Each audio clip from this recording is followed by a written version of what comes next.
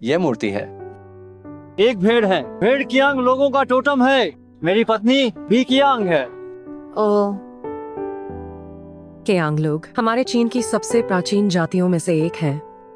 खुदाई में मिले ऑरेकल बोन्स में कियांग के बारे में 900 से अधिक रिकॉर्ड मिले हैं। यह साबित करता है कि कियांग लोग शांग राजवंश के समय इतिहास के मंच पर सक्रिय थे। ओरेकल बोन्स में कियांग शब्द का लेखन, ऊपर भेड़ का सिंग, नीचे एक इंसान। कियांग और भेड़ का बहुत ही गहरा संबंध है। आधुनिक कियांग शब्द में भी ऊपर भेड़ नीचे बच्चा है, यानी कियांग लोग भेड़ चराने वालों की संतान है।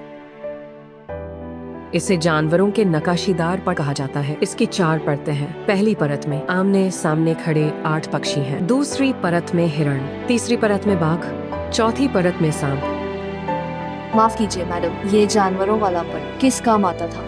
शायद सजावट के लिए, या फिर इन जानवरों के लिए एक पूजा। धार्मिक अनुष्ठानों में इस कलाकृति की कल्पना कीजिए। 2000 साल पहले चमकती थी सोने की तरह।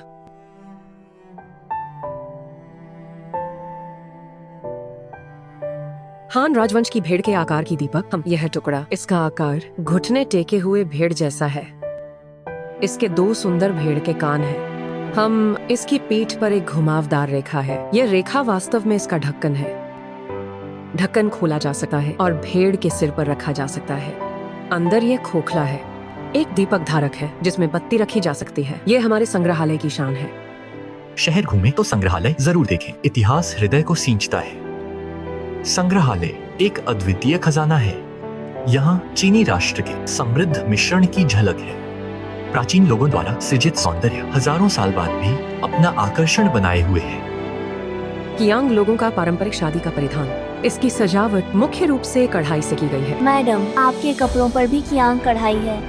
कला समान है।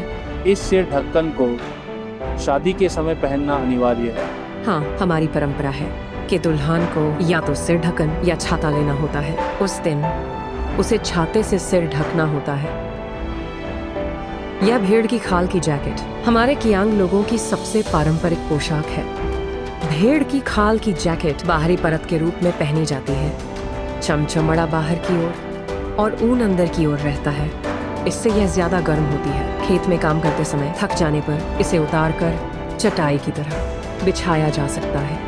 ये जैकेट बहुत टिकाऊ होती है। इसे कितने साल पहना जा सकता है? कम से कम 30,000 40 साल, कोई समस्या नहीं। वाह! एक आदमी को जीवन भर के लिए 2 जैकेट काफी है। चीन की संतानों की असीम रचनात्मकता अद्भुत है।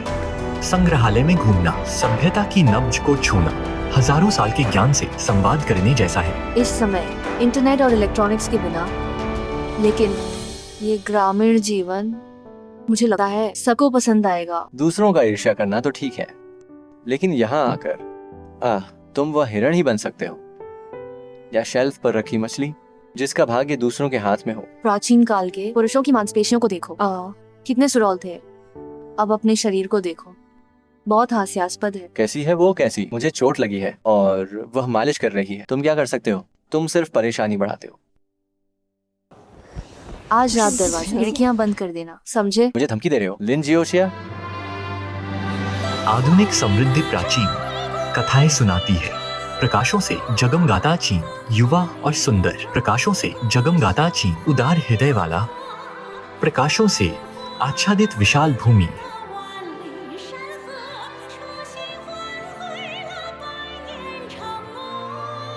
आज हमारे 2 नए मित्र आए हैं। वाह, नमस्ते। नमस्ते। मैं ताजिकिस्तान से हूँ। तुम बहुत सुंदर हो। ये यान है। अरे यान। वाह।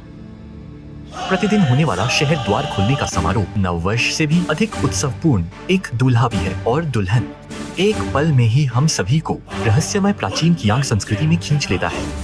यह भूमि महान परिवर्तनों से गुजरी है। नई कहानियां भविष्य को आकार दे रही हैं। ऑरेकल बोन्स पर अंकित कियांग शब्द। भव्य शादी हर लड़की का सपना होता है। नवविवाहितों की खुशी देखकर हम सभी उनकी आशाओं में शामिल हो जाते हैं।